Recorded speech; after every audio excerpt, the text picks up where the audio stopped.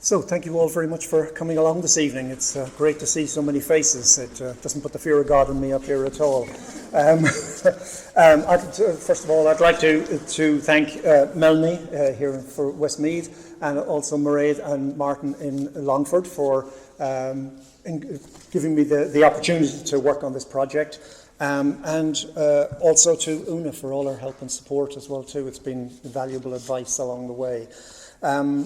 So maybe I can just make a quick start. Bear with me, but that's going okay. So during the first decades, during the decades from 1830 to 1870, it is thought that over 30,000 Irish people immigrated to the vast lands of Argentina and the Pampas. The majority came from the Midlands, mostly from Westmeath and Longford, as you know, but also from Offaly and smaller numbers from County Wexford, where I'm living myself now. During the 19th century, Argentina appealed to immigrants as they felt land here was easily purchased and there was large swathes of it available for them to work on. By the 1850s, there was a strong network in place to help and encourage new arrivals. Immigrants left their home in Westmeath from towns and villages such as Ballymore, Ballincarrigy, Castlepollard and Moivore in Westmeath, and in Longford from Ballymahon, Carrigadmont, Leggan, and other villages and towns around the area. Right, so the aims of the project are initially to, I'll move this along, sorry. The aims of the project are to capture and preserve the recollections and stories of 10 people, and we split that, 5 from Longford and 5 from Westmeath, from members of families who had immigrated to Argentina several generations ago. This will create an oral history collection to preserve these stories for both the local community and those interested in the history of the two counties. Outcomes will include quality digital recordings of the 10 individuals and archiving of all of the recordings and other documentation and photographs that we collect along the way, and these will go to both Westmeath libraries and Longford archives.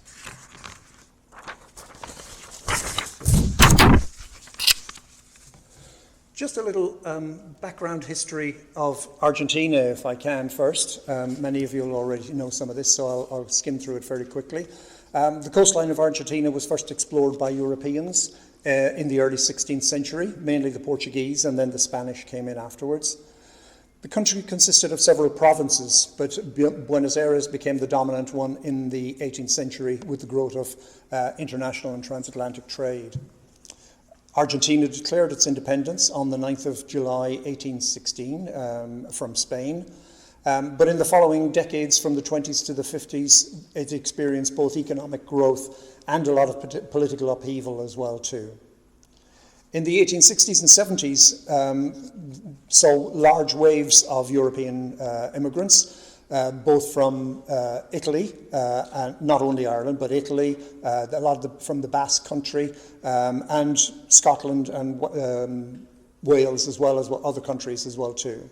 The railroads were built and expanded, and new breeds of cattle and sheep were introduced, and the invention of meat refrigeration saw a lot of growth in the industry as well too. In the 1890s, those years saw the onset of both financial and political crises, and this sorely affected the sheep trade at the time, and that affected the Irish immigrating there as well too, and being able to find work there. And then, as we know more recently, from the 20s and 30s and on into the Perón era in the 40s and 50s, it saw a time of more radical politics, and so there was a greater upheaval, and I think immigration had faded away by about the 20s or the 1930s or around that time.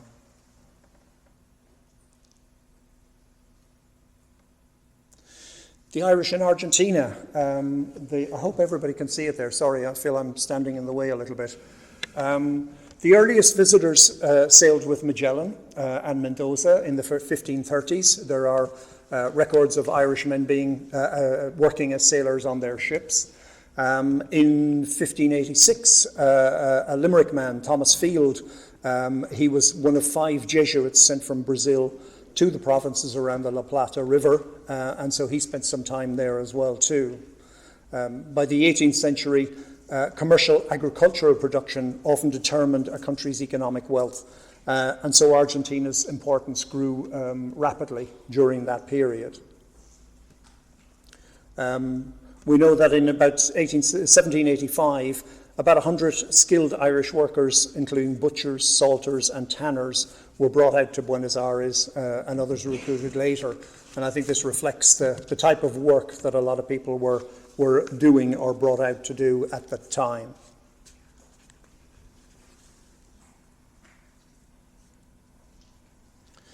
This is a poster from the River Plate Steamship Company, and just shows a little bit about the journey out. Most of the people from the Midlands would have travelled by canal or later train up to Dublin, sailed to Liverpool, and then had to wait possibly several weeks or more to get a ship to Buenos Aires, usually via Lisbon and Montevideo, or there may have been other stops on the way as well too. It was generally a 6 to 8 week journey, but it could have been longer depending on weather conditions and travel conditions and all the rest of it. We can see here that this was from 1866. The saloon, the first class, was £40, which was a lot of money in those days. Second class was 25 and third class 18. But that included all the provisions, but without the wine or liquor. So you had to fend for yourself as you do with most airlines these days as well too. And down at the bottom here, we can see that the agents were Edward Coffey in Mullingar and William Mulvihill in Ballymahon, where we were this afternoon. So a lot of people bought their tickets from there and went out accordingly.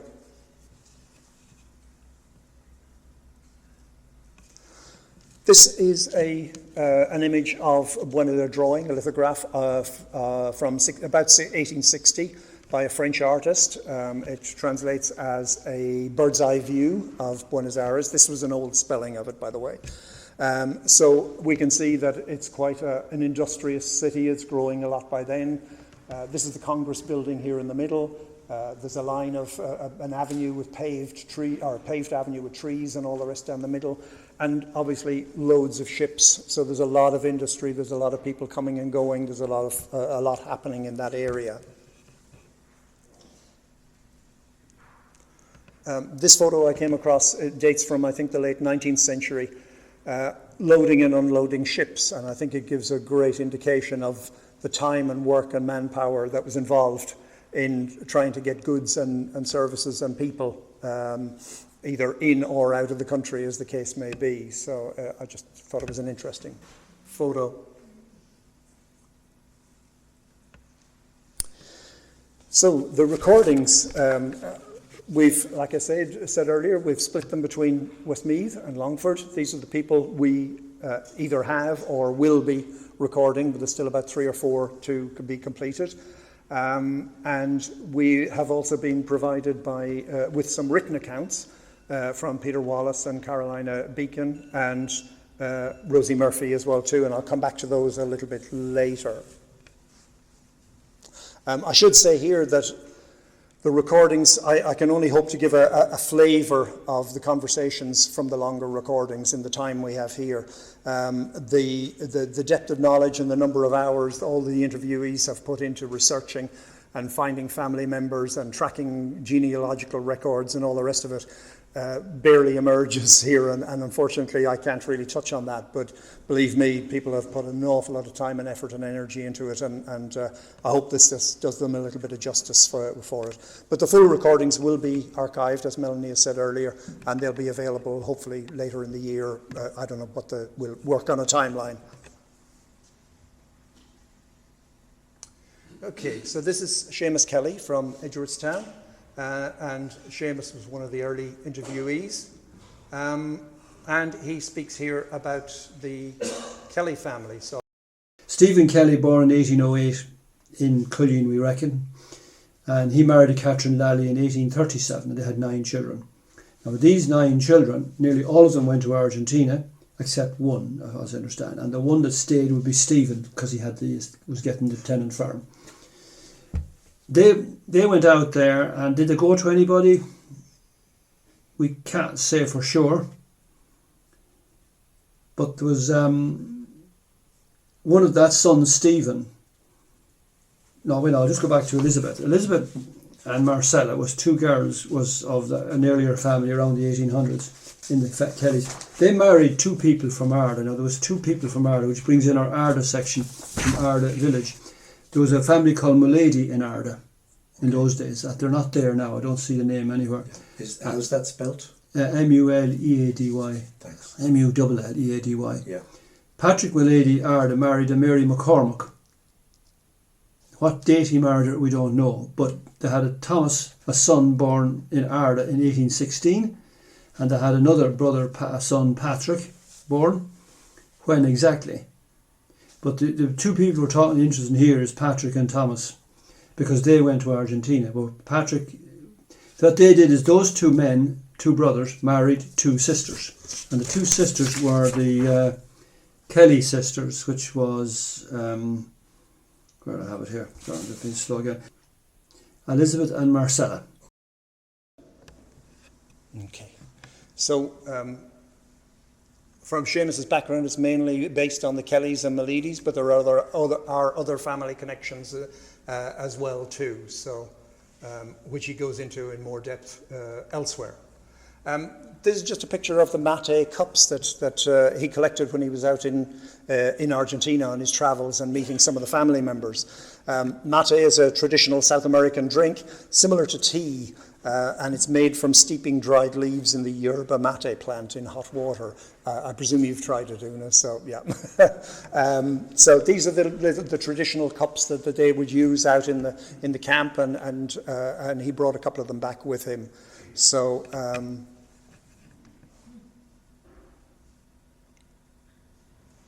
now this was another ancestor of Seamus's, and I'll just let him speak a little bit on that. The reason why a lot of them were going to Argentina at this stage from here was that there was a Father Fahy, the priest. You probably know about that priest. Oh, yeah. He would have put the word back, and he knew he was looking for men and women to go out there. Yeah. So I don't know exactly his story fully. I'd probably have to get his book, but he was doing that at the time.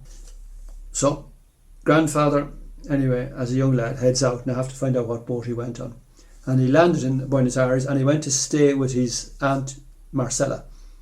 Now, there's a disagreement in the family whether it was Elizabeth or Marcella and who was married to which. But I have found out from some of the family since that Marcella was married to Thomas and Elizabeth was married to Patrick Mulady. Mm-hmm. So the two Mulady families are out there. So he goes to stay with his aunt. But to stay with his aunt, because of the conscription and military side of it, he gets suddenly involved that he has to be in the military.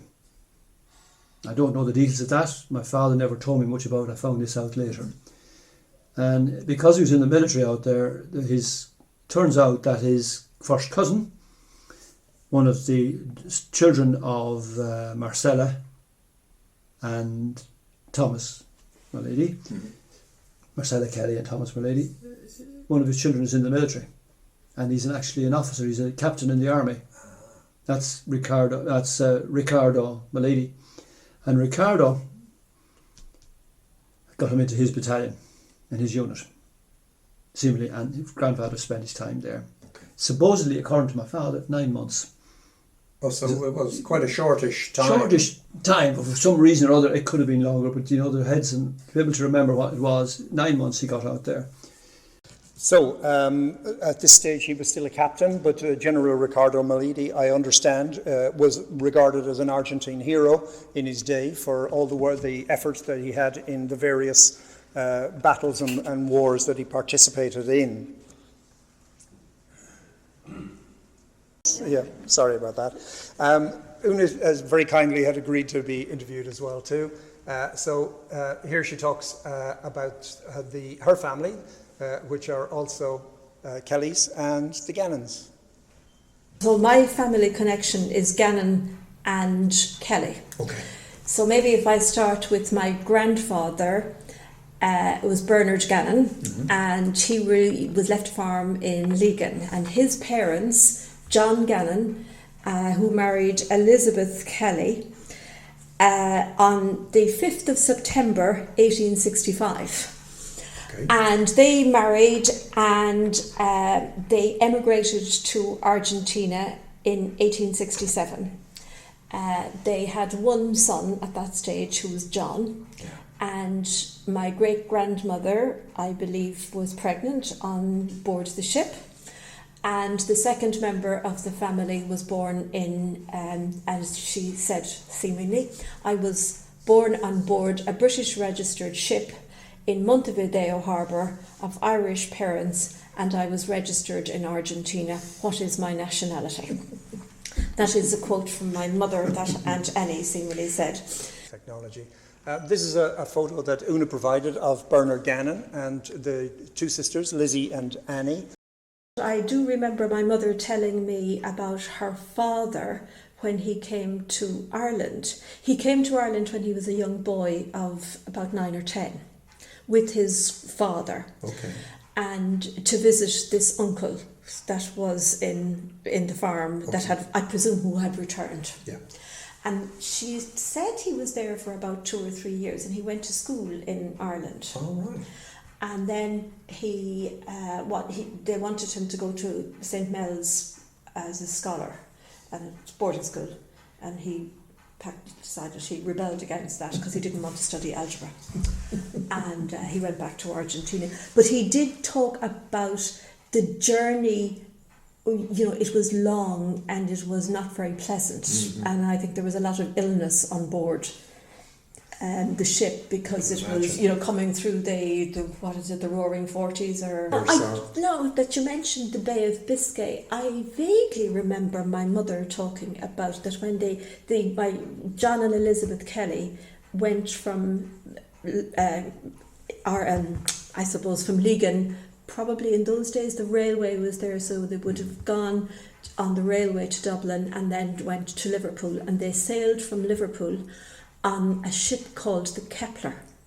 And I believe they did stop off at Lisbon and at Rio on the way down. And I don't know how, probably her father told her this but I do remember her saying something about this at one stage, and then obviously down to Montevideo.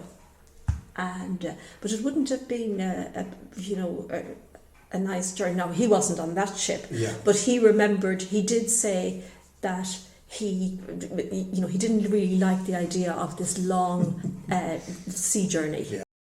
And again, this is Lizzie Gannon Kelly and Katie Murray. I'll just play this clip here. Una mentioned about her grandfather was a music aficionado. But it must be awful, never to see your siblings again. I think it must be a strange thing, definitely. Yeah. And even though you must have been in a culture that was Irish based, he obviously had, with the military service and the Argentine music, like he played Irish music afterwards, which he learned from his brother-in-law. Oh, okay. But didn't have Irish music, I think, when he came here. Mm. But imagine coming from Argentina and bringing accordions with him. Yeah, he brought it. And that was his, I think this was every evening after tea, he would go down to the parlour, as they called it. He would go to the parlour and he would play his music. And then he'd go rambling to the neighbour's house. But every evening there would have to be music. Wow. And I remember her telling me that, people would call them, she said, there's always music in that house. It would always be going on. But it's lovely to have the recordings of this man who was in his 70s. That's lovely. Playing. But this was when he came to Ireland. She said that they bought an accordion, and it was from Gamages in London. Mail order. We thought we were all good about this internet online ordering. Yeah. Okay. So Larry Feeney is from Ballymahon, and he also agreed to have a chat with me. He tells a story about how 4 brothers, James, Bernard, John, and his grandfather Lawrence, went out to Argentina, and he also had lots of stories about his trips to Argentina and meeting cousins and family there as well. So This was a letter that he had in his possession. It's actually a letter from James written in Liverpool on his way out to Argentina. James is only 21 at the time. He's never left home before in his life. And has no idea of what's about. So this was just a little bit of the letter that I brought out here, but Larry also speaks about it as well here. And he wrote a letter. He wrote a letter from Liverpool. He was waiting on the ship to sail for Argentina. And he wrote to say that he had been down to Birkenhead the previous day to view the ship, the Galicia, and he described the ship as being quite big, almost as big as Ballynacarraghy. And he said that he had travelled by train from Holyhead to Liverpool, and that the train had travelled at 60 miles an hour. And that they had travelled underground for a period from Chester to Bangor. And all of this, of course, was quite extraordinary to him, having never left his home or having been any further from home than Ballynacarraghy. So, eventually the ship sailed, and he wrote again from the Bay of Biscay, and it was quite stormy in the Bay of Biscay, and he said that he was violently ill, seasick, and he had got to a stage where he couldn't care whether he lived or died. But fortunately he got word to Mr. and Mrs. Duggan, who were travelling in first class, as he was ill, and they had him taken up to first class, and he said in his letter that he improved remarkably, having moved up. Coincidentally. So this just gives us a little bit of an insight into the joys of travelling in those days, and I think it must have been a long and probably frightful journey, and I can imagine sailing ships going up and down. And anyway, Larry has a lot of other letters as well too, and some lovely old photographs and things, by the way. So he's amassed quite a collection of different bits and pieces. This is a photo of the Feeney brothers, as I mentioned earlier, James, Bernard, John and Lawrence. James went out to Argentina first, and the brothers joined him then over a number of years. James started out working in a small grocery or hardware type shop, Feely and McLean, I think the name was, that was run by a couple of Scottish men. But he eventually took over the business, and as the brothers moved out, they expanded and got into other lines of business as well too. Let me see. I think I'll try. His status was improving, but he felt at one stage that when he got the hang of the language, that he might go out west to look after sheep in the west, like some of the Gaynor brothers who would have been locals in Ballynacarraghy who had emigrated. Okay. But as it happened, he remained in business and expanded the business and took over a number of competitors, and they became agents for the River Plate and for South America for a lot of Irish goods, for Jacob's biscuits, Blarney woolens, Bleak potteries. So they were, and a lot of the British companies, the Mazawatta Tea Company, and a lot of other well-known brands. And this is just a photo that was of Lawrence Feeney and the lady he married, Mary Mulvihill. Lawrence went out in 1889 and he returned to Ireland in 1911, and then he married Mary in 1912, I believe here locally, so and settled down from there. Okay. The next person I spoke to was Nuala Gorman in Mullingar here. And Nuala has loads of different family connections as well too. Yeah, well, several members of our family emigrated to Argentina between the 1870s and the 1890s. Among them are our great-granduncles John Hannafy of Mount Temple and Patrick Hannafy of Rathlarson and Peter Conlon of Walterstown, as well as our great-granaunts Kate, Rose and Mary Brown from the Bridge of Cresh, Drumrani, along with their brother Thomas Brown. Other family names that appear in my research into our Argentinian history include Fallon, Finn, Coughlin, McCormick, Mourne, Ledwith, Plant, Ganley and Ward, all originating from the Ballymore, Drumrani, Moat and Tubberclare areas. So and they're all interrelated in some forms or yes, one form or another. Yeah, and I see all those names. If there was a DNA test, ancestry test done in Argentina, I'd probably be related to a very high percentage. So it gives you an idea of the amount of research and all the connections and interconnections that are there for people to research. So it's a job of work for anybody to take on. This was a letter written by Mary Ann Riley, who was Nuala's grandmother. Mary Ann Riley started writing letters as a child from her school days, and she continued writing letters to people to family members in Argentina and all over the world for 80 years.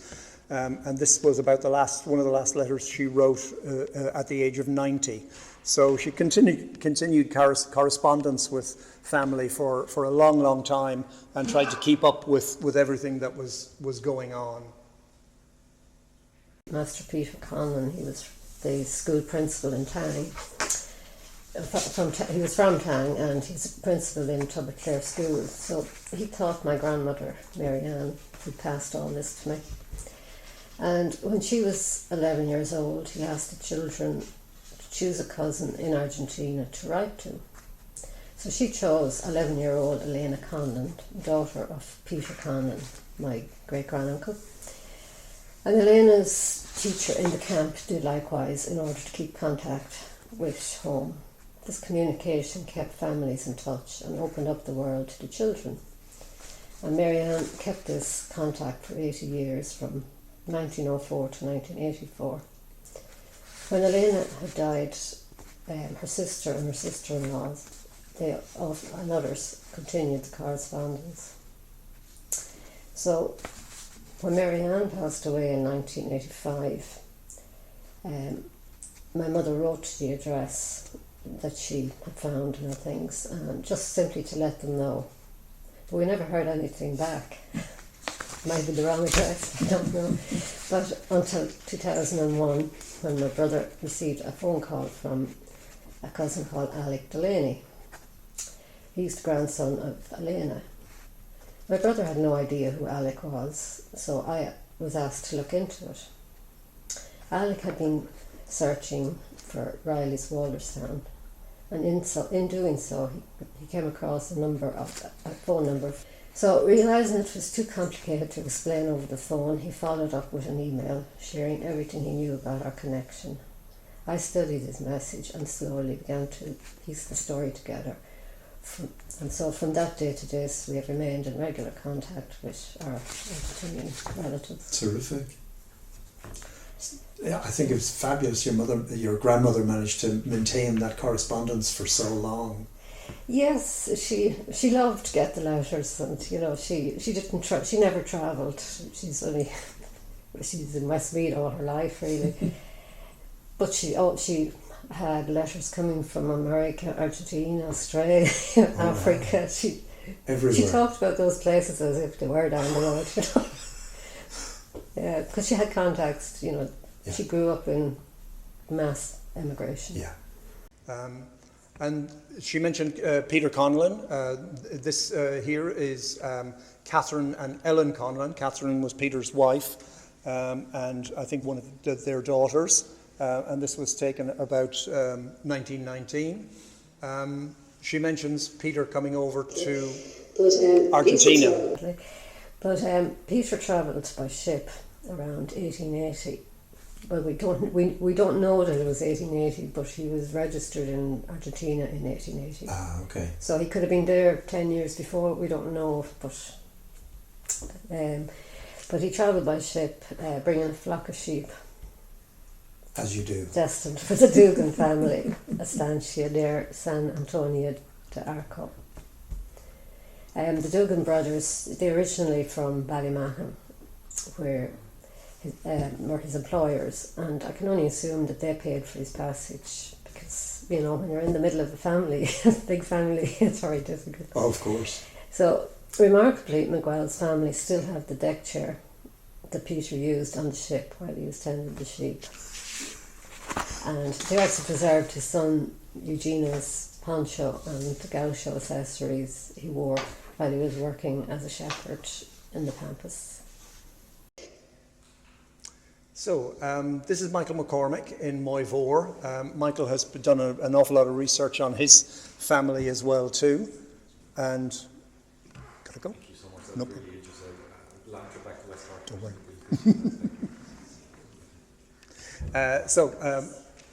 Michael McCormick. So he talks about his great-grandparents, Thomas McCormick and Rose Kelly, and gives us a little bit about them. This is a picture of them there. I'll just play a little of this. I'll start with my great-grandfather, Thomas McCormick. He was born in 1865, and roughly sometime in the 1890s, he and two of his older brothers emigrated to Argentina. My great-grandfather only stayed a few years, but his two brothers stayed in Argentina. And when my great-grandfather came home, there wasn't a whole lot of information that was passed down to my father's generation. His children, he had 9 children. He married Rose Kelly in sometime in November 1899, so I know he came back before that time. Mm-hmm. I can't say when. I have found a document in the Argentine census in 1895. The 3 brothers were recorded together in the same building in Zapacha, Patrick, Thomas and William. That's the only document that I can find of my great-grandfather. As for the other 2 brothers, William is the only one that I can find that had a family. He married Maria Carey on the 30th of April 1900 in Nuestro, it was in Zapacha, I think. But as I did more research, I didn't realise that they already had 3 uncles and an aunt living in Argentina 30 years prior to when they emigrated. Oh, so going back to the 1860s? I can estimate it sometime between 1863 and 1864. Another family that Michael is related to is the Manny family, who also emigrated out to Argentina. This was an old photo. There's actually a list of names for all the people there, so they can identify pretty much everybody who's in the photo. I might move. Bear with me. I'll just play this one as well too. McCormick brothers, who emigrated to Argentina on the 27th of February 1863, he stood as his godfather. And the records I have then in Argentina puts the Mannies there in 1864 at least, because Eugene Manny, the eldest of the 3 brothers, Manny brothers who emigrated, he married Enriqueta Garahan in Argentina, and they had 10 children. Jose, Maria, Eduardo, Marietta, Patrick, or Patricio, Ana Luisa, Catalina, Enriqueta, Eugenio, and Rose, or Rosa. Now, they aren't in order of eldest to youngest. It's just that's there is a record of them on the Eduardo Coughlin's book. Okay. So I'll show you that afterwards. And in the Eduardo Coughlin's book, when it mentioned the Mannies, it also mentions the two brothers, William and Patrick Cormac, who stayed in Argentina. So when William Cormac, when he married Maria Carey, Jose Manny was his best man. But Eugene Manny, who married Enriqueta Garahan, when he married her, he inherited a farm of around 900 acres over there. Oh, okay, there. In Argentina. Mm-hmm. This is another picture of Eugene Manny and the family. Eugene's over there on the far right. His son Jose is here, and there's a couple of the other Jose's sisters in the middle as well too. They had an estancia of about 5,000 or 6,000 hectares, roughly maybe 18,000 acres, or there's 18,000 acres if I'm correct in my maths, out there, which they inherited from his wife was a Garahan, who actually came from Westmeath as well too, a Patrick Garahan. This is one of the Garahans here, so it must be a sister-in-law or something.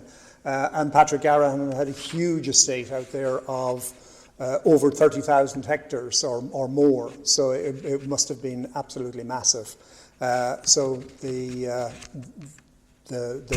Mannies and they were quite close with them, and obviously working together. Now,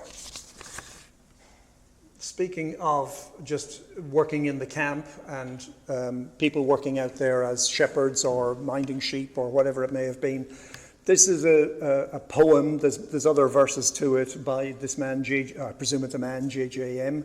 We don't know who he is, but these were a couple of the verses from the poem of him living in the camp or campo out in the countryside and being on his own quite often. And I think it just shows that how much people still missed Ireland, even if they were there for perhaps several years together, working away. And trying to build up their own business or purchase their own farms and go from there. There's a couple of other poems as well too in a similar vein on the website. So this is Maria Claudia Carbone Farrell. The Farrell family also came from Westmeath. Claudia was born and is living in Buenos Aires there, and I didn't get to go to Argentina. Melanie's budget didn't stretch that far, but we communicated online and had a conversation there, which we recorded as well too. So. Well, let's start with Matthew. Matthew Farrell was born in Longford in 1803, and he was son of James Farrell and Mary. We don't know her surname. I think I will have to dig in a bit when in Longford to see if I can get any registers, which is very difficult, I've been told, because of the fires, etc. Exactly.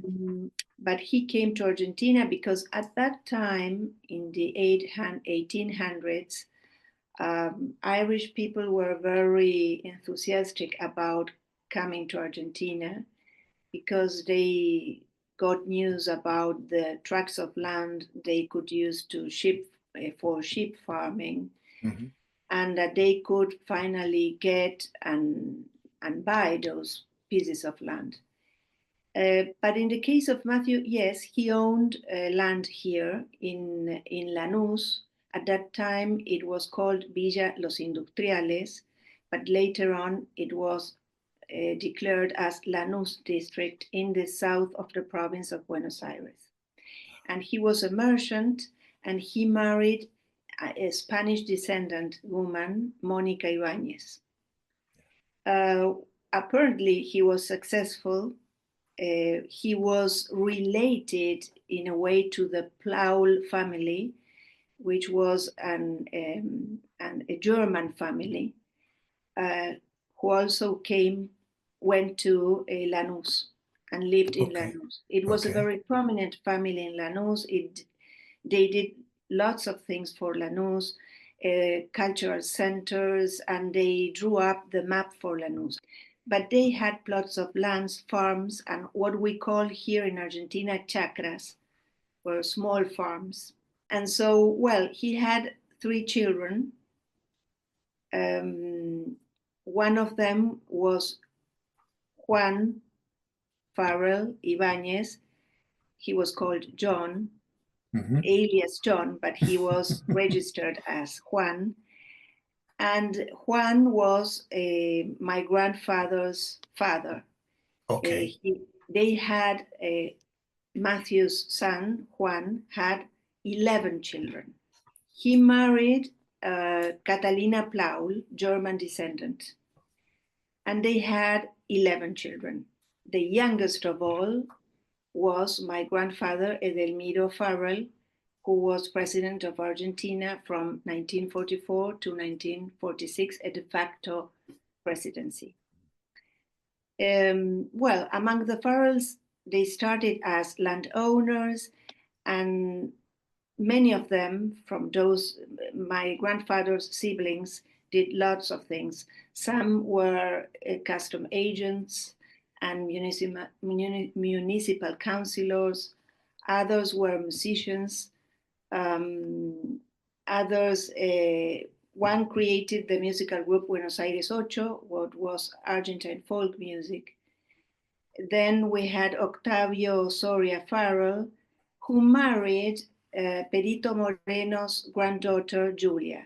Perito Moreno was the glacier in La Patagonia, takes his name, Perito Moreno. Perito Moreno was a naturalist, a scientist, investigator, and he did lots of expeditions in Patagonia, and he conducted important geographical and cartographical studies, and that served to defending Argentine sovereignty. Yeah. The pictures, by the way, are, this is Edelmiro, our grandfather, with Jorge, his son, and Susanna, who is also in this photo here, grown up, and Susanna is Claudia's mother. So she sent me some other photos, which I can't fit them all in here, but so as we know, Edelmiro Farrell was in the army and went on to become the president of Argentina roughly between 1943 and 46. And the presidency then went on to Juan and Eva Perón. So that was his follow-up. He spent a lot of time in the military, and early on in his career, he created a kind of elite unit to work specifically in the mountains. So they taught the soldiers to ski, mountain climbing, all of this type of thing, and this was early on in his career. Edelmiro was born, was the last one, and he took up when he was young, he started in the army, and he became a general in the last time. Over time, yeah. Yes, over time. Yeah. He created the mountain troops, because first he was sent to Italy. Mm-hmm. And to learn about mountain troops. And so afterwards he came to Argentina and he went to Mendoza. He was destined this time to Mendoza, and he created the mountain troops. He was at the Aconcagua base. He was with the army. They learned to ski in the mountain and to camp in the mountain.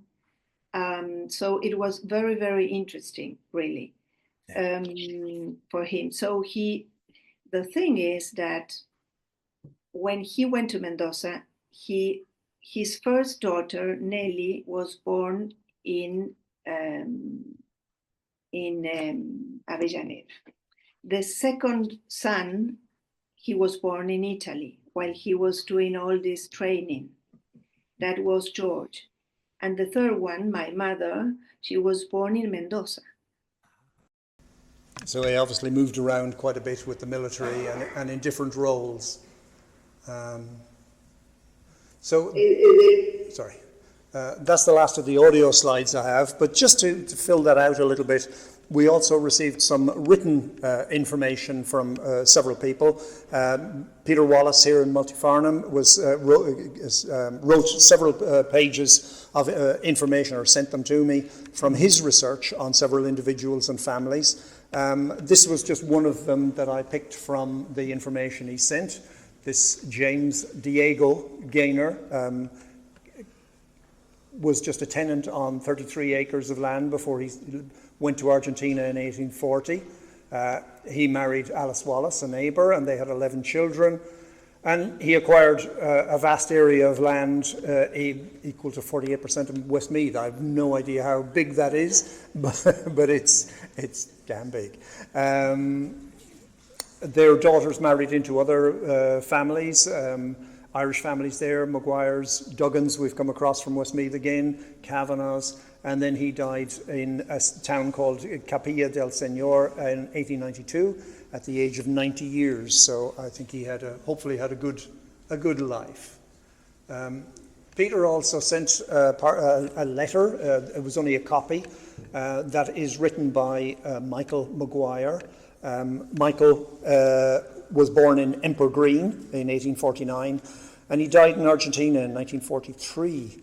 The letter was written to his brother Pat, who had also been out in Argentina, but had at some point returned to Emperor Green. So it seems not all the garden was rosy, and they had tough years and tough times out there as well too, with weather and the situation, the land there as well. So apparently it's quite common for, in a lot of older letters, we'll see they put the Spanish word in and then might give it, or I'm not sure here if Peter has done the translation, but they would Pat, his brother in Ireland, would have known these words from having spent time out in Argentina anyway. So that just gave a flavour of that. Carolina Beacon was another person who sent us in. She's also from County Westmeath. She sent in some information about her great-grandfather, James Beacon. James was born in Sonna, County Westmeath. He emigrated in 1854 with his brother Thomas, and James then later married Mary Carney from Ballymore in about 1859. They worked on various estancias or ranches out there for different people, but eventually saved up enough to buy their own land and establish a sheep farm. They had 6 children, and one of those, Thomas Albicio Beacon Carney, was Carolina's great-grandfather. And that's a picture of him there. Oh, I should mention as well too, sorry, I'm just about finished. We just, a few days ago, I had a phone call from a lady in Dublin, Dorothy, who was with us earlier today. I think she's gone back now. A friend or a relative of hers, Rosie Murphy, who was also a Farrell before she married, she lives out in Argentina. And Rosie's great-grandfather, Martin Farrell, came from Newtown in Longford, and arrived in Argentina in 1843.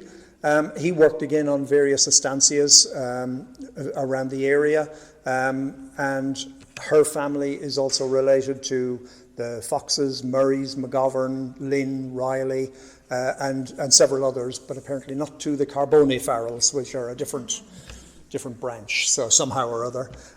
Rosie she is married currently to a Johnny Murphy, whose great-grandfather immigrated from Kilrain in County Wexford in the 1850s sometimes. So I've put her in touch with a few people, including Una here and Martin, and hopefully she can find and research some more information from of her family over here at some point in time. So thank you very much. I could go on, but we need to let you all go home at some stage or other. Thank you very much.